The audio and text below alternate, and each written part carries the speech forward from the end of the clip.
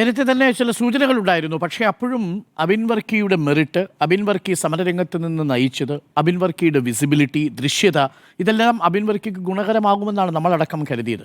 മാത്രമല്ല രമേശ് ചെന്നിത്തല പോലൊരു നേതാവിൻ്റെ പൂർണ്ണമായിട്ടുള്ള പിന്തുണയുണ്ട്. ഒരു ദിവസം രമേശ് ചെന്നിത്തലയോട് മാധ്യമങ്ങൾ ചോദിക്കുന്നുണ്ട്, യൂത്ത് കോൺഗ്രസിൻ്റെ അധ്യക്ഷൻ ആരാണ് എന്ന് ചോദിക്കുമ്പോൾ രമേശ് ചെന്നിത്തല ഇങ്ങനെയാണ് കാണിക്കുന്നത്, തൊട്ടു പിന്നിൽ അബിൻ വർക്കി ഉണ്ട് താനും. പക്ഷേ ഇപ്പോൾ വന്നിരിക്കുന്നത് OJ ജനീഷ് എന്ന സംഘടനയിൽ വലിയ കുഴപ്പങ്ങളൊന്നും ഇല്ലാത്തൊരു സാധാരണ നേതാവാണ്. അതിനപ്പുറത്തേക്ക് വലിയ വിസിബിലിറ്റി ഒന്നും OJ ജനീഷിനുമില്ല, ബിനു ചുള്ളിയിലുമില്ല അബിൻ വർക്കിയെ താരതമ്യം ചെയ്യുമ്പോൾ. ഇപ്പോൾ OJ ജനീഷിനെ പ്രഖ്യാപിക്കുന്നു. യൂത്ത് കോൺഗ്രസിൻ്റെ 6.5 പതിറ്റാണ്ടിൻ്റെ ചരിത്രത്തിൽ ആദ്യമായി യൂത്ത് കോൺഗ്രസിന് വർക്കിംഗ് പ്രസിഡന്റിനെ ഉണ്ടാക്കിയിരിക്കുന്നു. ഇത് അബിനെ ഒതുക്കാനാണോ എന്നുള്ളതാണ് ചോദ്യം. വിനയായത് വിരോധമാണോ?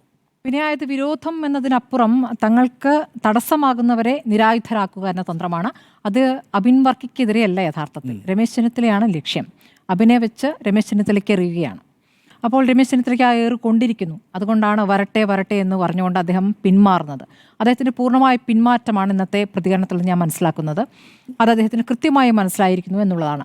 നമുക്കിപ്പോൾ നോക്കുമ്പോൾ യൂത്ത് കോൺഗ്രസിൽ നേരത്തെ ആ തിരഞ്ഞെടുപ്പ് നടന്ന സമയത്ത് നമുക്കറിയാവുന്ന പോലെ രാഹുൽ മാങ്കൂട്ടത്തിൽ 2 ലക്ഷത്തിൽ പരം വോട്ടിൻ്റെ ഭൂരിപക്ഷം നേടുന്നു. 1,70,000 വോട്ടാണ് രണ്ടാം സ്ഥാനത്തുള്ള അബിന് കിട്ടുന്നത്. മൂന്നാമത് അരിത ബാബു. നാലാമത് 19,000 വോട്ട് കിട്ടിയിട്ടാണ് ജനീഷ്. അഞ്ചാമത് എത്തുന്ന ആൾക്കും 19,000 ചില്ലാൻ തന്നെയാണെന്ന് തോന്നുന്നു. അങ്ങനെ നോക്കുമ്പോൾ ഈ അരിത ബാബു ആയാലും ജനീഷ് ആയാലും ഒക്കെ തന്നെയും KCയുമായി അടുത്ത് നിൽക്കുന്നവരാണ്. അബിനെ തട്ടുന്നു, രാഹുൽ മാറിയിരിക്കുന്നു. അപ്പോൾ പൂർണ്ണമായും യൂത്ത് കോൺഗ്രസും KCക്കൊപ്പമാവുകയാണ്. അപ്പോൾ ഇവിടെ ഒരു മണ്ണൊരുക്കയാണ്. മണ്ണൊരുക്കുമ്പോൾ തന്നെ അനുകൂലിക്കുന്നവരുടെ ഒരു മണ്ണൊരുക്കുന്നു എന്നുള്ളതാണ്.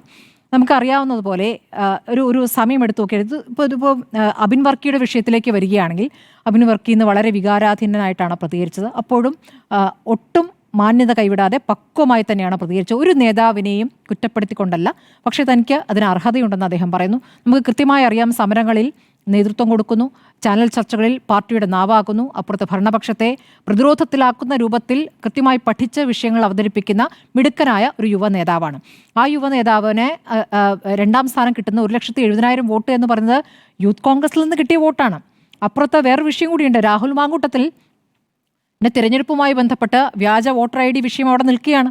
അദ്ദേഹത്തിന് കിട്ടിയ ഭൂരിപക്ഷം, അല്ലെങ്കിൽ ഈ പറയുന്ന അധ്യക്ഷ സ്ഥാനത്തേക്ക് രാഹുൽ എത്തിയത് യഥാർത്ഥമായി കിട്ടിയ വോട്ട് കൊണ്ട് തന്നെയാണോ എന്ന സംശയം ഇവിടെ കേസും അന്വേഷണമായി നിൽക്കുന്ന ഘട്ടത്തിലാണ് 1,70,000 വോട്ട് ഇപ്പുറത്ത് കിട്ടിയിരിക്കുന്നത്. അപ്പോൾ ഒരുപക്ഷെ രാഹുലല്ല ഒരുപക്ഷെ വിജയിച്ചത്, ഒരുപക്ഷെ അബിൻ വർക്കിയാണോ എന്നുകൂടി വിലയിരുത്താം. ആ തരത്തിൽ നോക്കുകയാണെങ്കിൽ നമുക്കത് പൂർണ്ണമായും തെളിഞ്ഞിട്ടില്ലെങ്കിൽ കൂടി അങ്ങനെ ഒരു കാര്യം വരുമ്പോൾ സ്വാഭാവിക നീതി അടുത്ത ആളിലേക്ക് എത്തുമ്പോൾ അത് ഉറപ്പായിട്ടും അത് അബിനിലേക്ക് എത്തേണ്ടതായിരുന്നു. പക്ഷേ അത് അബിനിലേക്ക് എത്തിയില്ല എന്നാണ് നമ്മൾ കണ്ടത്. അബിനിപ്പോൾ 1072 കേസുകളുണ്ടെന്ന് പറയുന്നു. പിന്നെ ദേശീയ തലത്തിൽ ഞാൻ നേരത്തെ പ്രവർത്തിച്ചിരുന്നതാണ്. അങ്ങനെ പ്രവർത്തിച്ചിരുന്ന സമയത്ത് ദേശീയ തലത്തിൽ NSUയുടെ ദേശീയ സെക്രട്ടറി ആയിരുന്നു. ദേശീയ തലത്തിൽ ഇപ്പോൾ ദേശീയ സെക്രട്ടറിയായി പോകുമ്പോൾ സ്വാഭാവികമായി ഒരു 15 ദിവസമെങ്കിലും അവിടെ ചെലവഴിക്കേണ്ടി വരുമെന്നും, അങ്ങനെ 15 ദിവസം ചെലവഴിക്കുക എന്നുള്ളത് വെറുതെ അല്ല, കയ്യിൽ നിന്ന് കാശ് പോകുമെന്നുള്ളതാണ് അബിൻ പറയുന്നത്. അത് യാത്രാ ചെലവടക്കം സ്വന്തം കയ്യിൽ നിന്ന് കൊടുക്കണം, ഫ്ലൈറ്റ് ടിക്കറ്റ് അടക്കം സ്വന്തം കയ്യിൽ നിന്ന് ചിലവാകേണ്ടി വരുന്ന സാമ്പത്തിക ബാധ്യതയാകുന്ന ഒരു സ്ഥാനമാണ് അദ്ദേഹത്തിന് കൊടുത്തിരിക്കുന്നത്. യഥാർത്ഥത്തിൽ അദ്ദേഹത്തെ നാട് കടത്തുകയാണ് ചെയ്തിരിക്കുന്നത്. അപ്പോൾ നമ്മൾ ഇതിൻ്റെ തുടക്കം പരിശോധിച്ചാൽ രാഹുൽ മാങ്കൂട്ടത്തിൽ ലൈംഗികാരോപണ കേസിൽ പെടുന്നു. അതിന് ശിക്ഷ അനുഭവിക്കുന്നത് ഇപ്പോൾ അബിൻ വർക്കിയാണോ? എന്താണ് അതിന്റെ അർത്ഥം? അബിൻ വർക്കി എന്തിന് അനുഭവിക്കണം? അപ്പുറത്ത് നമ്മൾ കാണുന്നത് പാലക്കാട്ടേക്ക് എത്തുന്ന രാഹുൽ മാങ്കൂട്ടത്തിന് ഒരു വീരനെ സ്വീകരിക്കുന്ന പോലെ ഭയങ്കരമായ സ്വീകരണം കൊടുക്കുന്നു, വലിയ ഫ്ലക്സ് ബോർഡുകൾ നിരത്തുന്നു, ഒരു വീരാരാധന അവിടെ കൃത്രിമമായെങ്കിലും സൃഷ്ടിക്കപ്പെടുന്നു. അപ്പോൾ ഇത് വേറൊരു രീതിയിലേക്ക് മാറുകയാണ്. ഇനി അടുത്ത കാര്യം നോക്കുകയാണ്, നമ്മൾ ഓരോരുത്തരെയായി വെട്ടുന്നത് നോക്കണം, നേതാക്കളെ നോക്കണം. ഇപ്പോൾ അബിനെ അവിടെ മാറ്റി നിർത്താം, രാഹുൽ മാങ്കൂട്ടത്തിലെയും ഒക്കെ മാറ്റി നിർത്താം. ആദ്യം പ്രതിപക്ഷ നേതാവ് ഉപതെരഞ്ഞെടുപ്പുകൾക്ക് ചുക്കാൻ പിടിക്കുന്നു, അദ്ദേഹം നേതൃനിരയിൽ നിൽക്കുന്നു, അദ്ദേഹം യുവാക്കളുടെ നിരയെ കൊണ്ടുവന്നത്. നോക്കൂ, ഇത്രയും കാലം യുവാക്കൾക്ക് സ്ഥാനം കിട്ടിയില്ല എന്ന് പറയുകയായിരുന്നു, ഞങ്ങളിതാ യുവാക്കളെ കൊണ്ടുവരുന്നു, യുവാക്കൾക്ക് കൃത്യമായ സ്ഥാനം കൊടുക്കുന്നു എന്ന് പറഞ്ഞ് ഷാഫിയും പറയുന്ന രാഹുൽ മാങ്കൂട്ടത്തിലൊക്കെ തന്നെ അവിടെയും അബിനും അവിടെയുണ്ട്. അവിടെ എണ്ണയിട്ട യന്ത്രം പോലെ പ്രവർത്തിച്ച് ഉപതെരഞ്ഞെടുപ്പുകളൊക്കെ വിജയിക്കുന്നു. അതിൻ്റെ നല്ല ആത്മവിശ്വാസം VD സതീശനുണ്ടായിരുന്നു. അപ്പോഴാണ് ഈ ലൈംഗികാരോപണം വരുന്നത്. അത് വന്ന ശേഷം ആ കൂട്ട് തന്നെ വെട്ടിപ്പോകുന്നു, അത്രയും തന്നെ ചിതറിപ്പോകുന്നു. ചിതറിപ്പോയി കഴിയുമ്പോൾ ഷാഫിയും രാഹുൽ മാങ്കൂട്ടത്തിലും ചെന്ന് ചേരുന്നത് എവിടെയാണ്? KCയിലേക്കാണ്. KCയിൽ രക്ഷ തേടി അവിടേക്ക് പോവുകയാണ്. കാരണം ഇവിടെ അഡമൻ്റായി ഒരു നിലപാടെടുക്കുകയാണ് പ്രതിപക്ഷ നേതാവ്. അത് നമ്മൾക്ക് പുറമേ നിന്ന് നോക്കുമ്പോൾ, അല്ലെങ്കിൽ നമുക്ക് ജനങ്ങൾക്ക് നോക്കുമ്പോൾ ഏറ്റവും ന്യായമുള്ള നിലപാട്, ധൈര്യത്തോടു കൂടിയുള്ള നിലപാട് എന്ന് നമുക്ക് തോന്നും. പക്ഷേ രാഷ്ട്രീയമായി നോക്കുമ്പോൾ തന്ത്രം അവിടെ നഷ്ടപ്പെടുകയാണ്, അപ്പുറത്ത് തന്ത്രം രൂപീകരിക്കപ്പെടുകയാണ്, അപ്പുറത്തെ ആളെ കൂട്ടുന്നു, കേസിലേക്ക് അവിടെ എത്തിച്ചേരുന്നു. നമുക്ക് ഷാഫിയുടെ മൂക്കടിച്ചു ചേർത്ത പോലീസിൻ്റെ സംഭവത്തിലും ആദ്യം എത്തുന്നത് കേസിയാണ്, അത് ഓർക്കണം. അപ്പോൾ അതൊക്കെ അതിൻ്റെ ഒരു ഭാഗമായി വരുന്നു. അതങ്ങനെ നിൽക്കുന്നു. പിന്നെ നമ്മൾ കാണുന്നത് എന്താണ്? വി ഡി സതീശൻ ശക്തനായി, അല്ലെങ്കിൽ വി ഡി സതീശൻ അങ്ങനെ സ്വീകാരനായി വരുന്നു എന്ന ഘട്ടത്തിൽ പെട്ടെന്ന് രമേശ് ചെന്നിത്തല രംഗപ്രവേശം ചെയ്യുന്നു.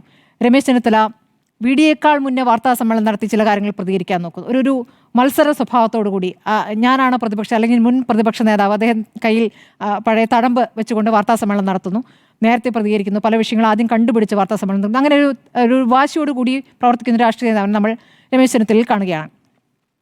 അങ്ങനെ രമേശ് ചെന്നിത്തലയെ നന്നായി പ്രോത്സാഹിപ്പിക്കുന്നുണ്ടായിരുന്നു അപ്പുറത്തുനിന്ന്. വി ഡിക്ക് ഒരു കൊട്ട് കിട്ടട്ടെ, വി ഡി ഒന്ന് അടങ്ങട്ടെ എന്ന രൂപത്തിൽ. അങ്ങനെ വി ഡിക്ക് അടങ്ങാനുള്ള സംഭവമായി രാഹുൽ മാങ്കൂട്ടത്തിൽ വിഷയം അവിടെ വരികയാണ്. അങ്ങനെ വി ഡിക്ക് ഇപ്പോൾ MLA-മാരുടെ എത്ര പിന്തുണയുണ്ടെന്ന് ചോദിച്ചാൽ അറിയില്ല. കാരണം അത് ഒരു തരത്തിൽ ഒലിച്ച് കേസിലേക്ക് പോകുന്നു. എവിടെയാണോ പവർ അവിടേക്ക് പോകുക എന്നാൽ കോൺഗ്രസിനല്ല, ഏത് രാഷ്ട്രീയ പാർട്ടിയിലായാലും എവിടെയാണ് അധികാരം അവിടേക്ക് പോകുന്നു. അങ്ങനെ അധികാരത്തിലേക്ക് പോയിരിക്കുന്നു. KC എന്നാൽ ആരാണ്? പാർട്ടിയിൽ രണ്ടാമനാണ്. ഓർക്കണം, രാഹുൽ ഗാന്ധിക്ക് ശേഷം KC വേണുഗോപാലാണ്. ഒരുപക്ഷെ അടുത്ത AICC അധ്യക്ഷനായേക്കാം, ഒരുപക്ഷെ അടുത്ത സംസ്ഥാനത്തെ മുഖ്യമന്ത്രിയായേക്കാം. അതിനുള്ള മണ്ണൊരുക്കിയാണ് അദ്ദേഹം ചെയ്തിരിക്കുന്നത്. അതിന് ഇവിടെ ആദ്യം വി ഡി സതീശനെ ഒറ്റപ്പെടുത്തി. അടുത്തത് രമേശ് ചെന്നിത്തലയാണ്. രമേശ് ചെന്നിത്തലയ്ക്കുണ്ട് കയ്യിൽ ചില നമ്പറുകൾ. അദ്ദേഹം ഓസ്ട്രേലിയയിലൊക്കെ പോയിട്ട് അഭിമുഖം കൊടുത്തിട്ട് പഴയ കാര്യങ്ങൾ ഇങ്ങനെ ആവർത്തിച്ചുകൊണ്ടിരിക്കുകയാണ്. എനിക്ക് പ്രതിപക്ഷ നേതൃത്വ സ്ഥാനം തന്നില്ല എന്ന് പറയുന്നു. അതിനിടയ്ക്ക് നടന്ന ചില കാര്യങ്ങൾ കൂടി ഉണ്ടല്ലോ. മുൻപത്തെ കാര്യങ്ങൾ വി ഡി സതീശനും അത് പകയായ ഉള്ളിലുണ്ട്. വി ഡി സതീശന് മന്ത്രിസ്ഥാനം കിട്ടാതിരുന്നു പോയത് ഇദ്ദേഹത്തിൻ്റെ ഇടപെടൽ കൊണ്ടാണെന്നുള്ളത്. അപ്പോൾ കൊടുത്തും വാങ്ങിയുമൊക്കെയാണ് ഈ രാഷ്ട്രീയം മുന്നോട്ട് പോകുന്നത്. അപ്പോൾ ഓസ്ട്രേലിയയിൽ പോയിട്ടുള്ള ആ ഇൻ്റർവ്യൂ ഈ അടുത്ത ദിവസമാണ്. അവിടെ KCക്ക് ഒരു കൊട്ട് കൊടുത്തിട്ടാണ് അദ്ദേഹം ഇങ്ങോട്ട് വന്നിട്ടുള്ളത്. KC വെറുതെ ഇരിക്കുമോ? അപ്പോൾ KCക്ക് ഇനി അടുത്ത് കൊടുക്കേണ്ട ആൾ ആരാണെന്നറിയാം, അത് രമേശ് ചെന്നിത്തലയാണ്. അപ്പോൾ രമേശ് ചെന്നിത്തലയുടെയും ചിറകരിയുകയാണ്. അങ്ങനെ പാവം അബിനാണ് അതിൽ ഇരയായിരിക്കുന്നതെന്ന് മാത്രം. പക്ഷേ അങ്ങനെ അബിനെ പൂർണ്ണമായി തള്ളുമൊന്നുമില്ല. അബിനിപ്പോൾ ആ സ്ഥാനം ഏറ്റെടുത്തുകൊണ്ട് ഇവിടെ പ്രവർത്തിക്കും. നേരത്തെ സണ്ണി ജോസഫ് നല്ല അർത്ഥത്തിൽ പറഞ്ഞത് തെറ്റിദ്ധരിക്കപ്പെട്ടതാണെന്നാണ് അബിന് പോലും തോന്നിയിട്ടുള്ളത്. ഇവിടെ ഇരുന്ന് ദേശീയ സെക്രട്ടറി സ്ഥാനം വഹിക്കാം. വർക്കിംഗ് പ്രസിഡന്റ് പക്ഷേ പ്രത്യേകമായി കൊടുത്തിരിക്കുന്നത് ബിനു ചുള്ളിയിലിന് ഈ തെരഞ്ഞെടുപ്പിൽ ഈ പറഞ്ഞ തെരഞ്ഞെടുപ്പ് മത്സരിച്ചിട്ടുമില്ല. വേറെയുണ്ട്. അതിന്റെ വിദ്യാഭ്യാസ യോഗ്യതയൊക്കെ ഒന്ന് പരിശോധിക്കുന്നത് നന്നായിരിക്കും. ഡിഗ്രി ഇല്ല എന്നാണ് ഞാൻ കേട്ടത്. അപ്പോൾ പരിശോധിച്ചാൽ മതി, നമുക്ക് ഉറപ്പില്ല, അങ്ങനെ കേൾക്കുന്നു. എന്തായാലും ബിനു ചുള്ളിയിൽ അവിടെ എത്തുകയാണ്. ബിനു ചുള്ളിയുടെ ഗുണമെന്താണ്? അദ്ദേഹം KCക്കൊപ്പം നിൽക്കുന്നു. അദ്ദേഹം ആലപ്പുഴക്കാരനാണ്. അതാണ് അദ്ദേഹത്തിന്റെ യോഗ്യത. ഇനിയിപ്പോൾ ജനീഷിനെ വെച്ച് നോക്കുമ്പോൾ ജനീഷ് പൊതുവേ യൂത്ത് കോൺഗ്രസിൽ സ്വീകാരനാണ്. ഇനിയിപ്പോൾ VM സുധീറിന് ശേഷം ആ സ്ഥാനത്തെത്തുന്ന, തൃശ്ശൂരിൽ നിന്നെത്തുന്ന ഒരു നേതാവ് എന്നൊരു പേര് കൂടി അദ്ദേഹത്തിന് കിട്ടുകയാണ്. എന്നാൽ ഇതിന് സമരരംഗത്തൊക്കെ ഇറങ്ങിയാൽ ഒരു പക്ഷേ അങ്ങനെ ഒരു സ്വീകാര്യതയൊക്കെ കിട്ടുമായിരിക്കും. പക്ഷേ അബിനെ മാറ്റി നിർത്തിക്കൊണ്ട് എന്തിന് എന്നൊരു ചോദ്യം അവിടെ വരികയാണ്. അപ്പോൾ അതാണ് യഥാർത്ഥ കാരണം. അബിനെയല്ല അടിച്ചത് ചെന്നിത്തലയാണ്. അടി കൃത്യമായി ചെന്നിത്തലയ്ക്ക് കൊണ്ട് ചെന്നിത്തല അങ്ങോട്ടേക്ക് മാറി നിൽക്കുന്നു. ഇനി KCയാണ് രംഗപ്രവേശം ചെയ്യാൻ പോകുന്നത്. അപ്പുറത്ത് രാഹുൽ ഗാന്ധി ഇതൊക്കെ അറിയുന്നുണ്ടോ? രാഹുൽ ഗാന്ധി ആരറിയിക്കും? രാഹുൽ ഗാന്ധിയെ അറിയിക്കാനുള്ള വഴി KC ആണല്ലോ. KC വഴിയാണ് രാഹുൽ ഗാന്ധിയിലേക്ക് എത്തുക. ഇനി എങ്ങനെയാണ് അറിയിക്കാമെന്നൊന്നും അറിയില്ല. അപ്പോൾ ഇവിടെ നേതാക്കൾ നട്ടം തിരികെയാണ്. ഇനിയിപ്പോൾ ആർക്കൊപ്പം നിൽക്കും? അത് KCക്കൊപ്പം നിന്നാൽ നമുക്ക് വല്ല ഗുണമുണ്ടെങ്കിൽ ഗുണമുണ്ടാകും, അല്ലെങ്കിൽ ഇങ്ങനെ ഇരുന്ന് വിഷമിക്കാം എന്നുള്ളതാണ്. തെരഞ്ഞെടുപ്പാണ് വരുന്നത്, നിരവധി വിഷയങ്ങളുണ്ട്, സമരരംഗത്തിറങ്ങേണ്ട സമയമാണ്. അങ്ങനെ ചിതറിത്തെറിച്ച് ഓരോ നേതാക്കൾ പല ഭാഗത്തായി പ്രതികരിക്കുന്നു. അപ്പുറത്ത് ഒറ്റ നേതാവ് എന്ന് പറഞ്ഞുകൊണ്ട് ഞങ്ങളിതാ മൂന്നാമതും വരാൻ പോകുന്നു എന്നുള്ള ആത്മവിശ്വാസം കാണിക്കുന്നു. നന്നായി പണിയെടുത്താൽ ഭരണത്തിൽ വരാം.